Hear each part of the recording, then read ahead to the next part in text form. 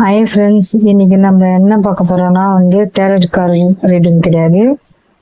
அதாவது how many types of shadow work. ஓகேங்களா, இன்னைக்கு நம்ம எதை பற்றி டாபிக் பார்க்க போறோம்னா ஷேடோ ஒர்க் பற்றி பார்க்க போறோம். ஓகேங்களா, ஜென்ரல் ஷேடோ ஒர்க், பொதுவான ஷேடோ ஒர்க். ஓகேங்களா, உங்களுக்குள்ள இருக்கிற அந்த கெட்ட சைடு இருக்கு இல்லையா, அது எப்படி பாசிட்டிவா சேஞ்ச் பண்ணலாம் அப்படின்றத பாசிட்டிவா ப்ராக்டிஸ் பண்ணி அது எப்படி பாசிட்டிவா சேஞ்ச் பண்ணலாம்னு. ஓகேங்களா, இங்கே நிறைய இருக்கு. ஆனால் நான் பிடிஎஃபை கன்வெர்ட் பண்ணிட்டேன். பட் எல்லாத்தையும் முடிச்சிட்ட அப்புறம் நான் உங்களுக்கு பிடிஎஃபா இந்த இதில் பிரிண்ட் பண்ணுறேன். ஓகேங்களா, இப்போ practice, focus, simple action, benefits. ஓகேங்களா, இதெல்லாம் கொடுத்துருக்காங்க. இன்னும் நிறைய இருக்கு. பட் ஆனால் நம்ம பார்க்க போகிறது என்னன்னா daily gentle shadow work practice. ஓகேங்களா, ப்ராக்டிஸ் பற்றி தான் பார்க்க போகிறோம். ஃபர்ஸ்ட் பார்த்தீங்கன்னா லவ்லி ஜேர்னலிங். ஓகேங்களா, அழகான டைரியில் நீங்கள் எழுதி வச்சு 5 நிமிஷம் இதுக்காக நீங்கள் டைம் ஸ்பெண்ட் பண்ண வேண்டியது இருக்கும். ஓகேங்களா, ப்ராக்டிஸ் பற்றி பார்க்கலாமா? ஷேடோ ஒர்க்கோட ப்ராக்டிஸு அமைதியாக நீங்கள் உட்காரணும் முதல்ல. ஓகேவா, அதுக்கப்புறம் என்ன பண்ணணும், நோட்டில் எழுத ஆரம்பிக்கணும். ஓகேங்களா, டுடே ஐ ஃபீல், அதாவது என்ன தேவை என்ன தேவையில்லை. ஓகேங்களா, அதுதான். ஓகேங்களா, என்ன நீங்கள் நினைக்கிறீங்க, அதாவது தினைக்கும் இன்னைக்கு நாளில் நான் இப்படிதான் இருக்கணும் அப்படின்னு நீங்கள் நினைப்பீங்களா, அதுதான் டுடே ஐ ஃபீல். நீங்கள் எப்படி இருக்கீங்க அப்படின்றத எழுதணும். ஓகேவா, ஃபர்ஸ்ட் பாயிண்ட். ஓகேங்களா, அமைதியான ஒரு இடத்துல உட்காந்து நேச்சுரல்ல கூட உட்காந்து நீங்கள் இதில் இயற்கை கூட உட்காந்து எதுனா இன்னும் சூப்பராக இருக்கும். அந்த ஃபீலே வேற லெவல் தான். ஸோ உட்காந்து எழுதுறப்ப உங்களுக்கு கொஞ்சம் காம்னஸ் கிடைக்கும். ஓகேங்களா, அப்புறம் என்ன தேவை அப்படின்றத எழுதணும். ஓகேங்களா, டுடே ஐ ஃபீல் எழுதிட்டு அதுக்கு கீழே நீங்கள் உங்களுக்கு என்ன நீங்கள் ஃபீல் பண்ணுறீங்க அப்படின்றது எழுதணும். அப்புறம் உங்களுக்கு தேவையானது. ஓகேங்களா, அது போட்டு உங்களுக்கு தேவையானது எழுதணும். ஓகேங்களா, அதை நேர்மை, நோ ஜட்ஜிங்னா எதையுமே ஜட்ஜ் பண்ணக்கூடாது. ஓகேங்களா, அதாவது ஒரு பர்சன் இவங்க இப்படிதான் எல்லாரையுமே ஜட்ஜ் பண்ணுவாங்க, நீங்க இப்படிதான் நேர்மையா. ஓகேங்களா, நேர்மை இல்லாம நேர்மை. ஸோ எனக்கு தோன்றது என்னன்னா யாரும் ஜட்ஜ் பண்ண தேவையில்லை. ஓகேங்களா, ஜட்ஜ் பண்ணா சூழ்நிலைக்கு ஏற்ற மாதிரி டக்கு டக்குன்னு மாறிடுவாங்க. ஓகேங்களா, பீப்புள். ஸோ இவங்க ஒரே மாதிரி இருப்பாங்க. பீப்புள்னாவே ஒரே மாதிரி இருக்க மாட்டாங்க. ஓகேங்களா, அதை அக்செப்ட் பண்ணிக்கணும். ஓகேங்களா, அதை தாண்டி அக்செப்ட் பண்ணாம இல்லை நான் இப்படிதான் இருப்பேன், நான் judging, no judging. Okay, judge பண்ண தேவையில்லை யாரையும். ஓகேங்களா, ஜஸ்ட் ஆனஸ்ட். நீங்க நேர்மையா இருந்தாலே போதும் அப்படின்றது தான். ஓகேங்களா, இதுதான் இந்த ப்ராக்டிஸ்ல இது லவ்விங் ஜேர்னலிங். நீங்க எழுத்து மூலமா உங்களுக்கு என்ன உங்களுக்கு தேவையில்லைன்றத நீங்க உணருவீங்க. ஓகேங்களா, இதுதான் ஃபர்ஸ்ட். ஓகேங்களா, ஃபர்ஸ்ட் டாபிக்ல இதுதான். ஓகேங்களா, சிம்பிள் தான். Next mirror practice. இது 2 minutes. ஓகேங்களா, இப்போ கண்ணாடி முன்னாடி நின்று உங்களை நீங்களே பார்த்து, நானும் பண்ணியிருக்கேன் இதே மாதிரி. ஓகேங்களா, இந்த மாதிரி மிரர் ப்ராக்டிஸ் பண்ணியிருக்கேன். நெகட்டிவா பண்ணக்கூடாது. எப்பவுமே நெகட்டிவா பண்ணீங்க அப்படின்னா நெகட்டிவ் தான் தாட் வரும். ஓகேங்களா, அதை விட நீங்க பாசிட்டிவா நீங்க பண்ணீங்கன்னு வச்சுங்களேன், வேற லெவல். ஓகேங்களா,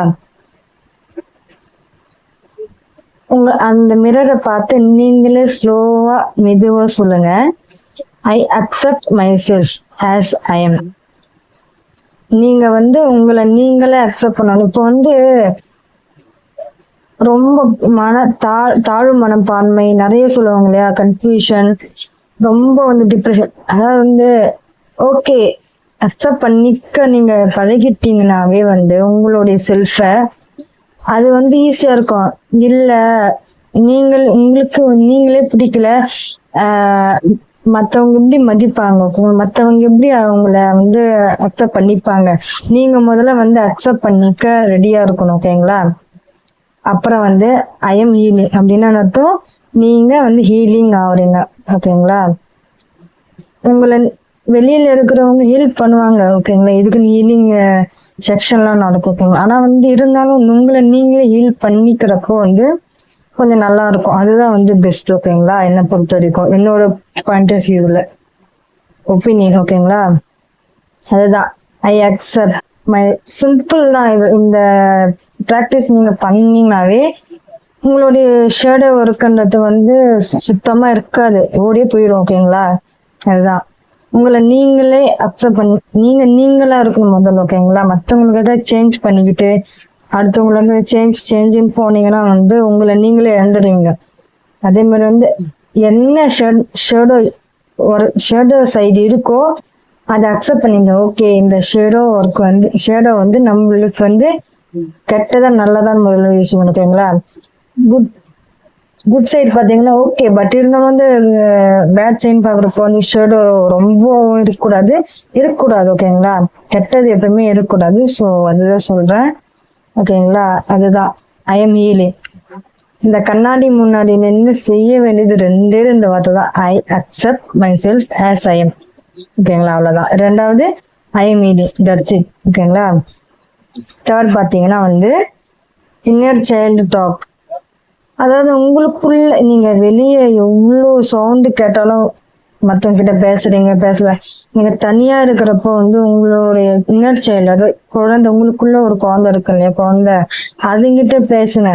நான் கூட இதை ட்ரை பண்ணியிருக்கேன். ஸோ அந்த இன்னர் சைல்டு இந்த உனக்கு பிடிக்கும், இது பிடிக்காது, உனக்கு பிடிக்கிற இதுல வந்து நீ வந்து ஃபோக்கஸ் பண்ண அப்படின்னு ஓகேங்களா. அதுதான் எல்லாமே வந்து என் லைஃப் எக்ஸ்பீரியன்ஸ்ல தான் நான் சொல்றேன். அதை தாண்டி வந்து நான் பொய்யெல்லாம் சொல்ல மாட்டேன். ஸோ என்னை பொறுத்த வரைக்கும் என்னன்னா வந்து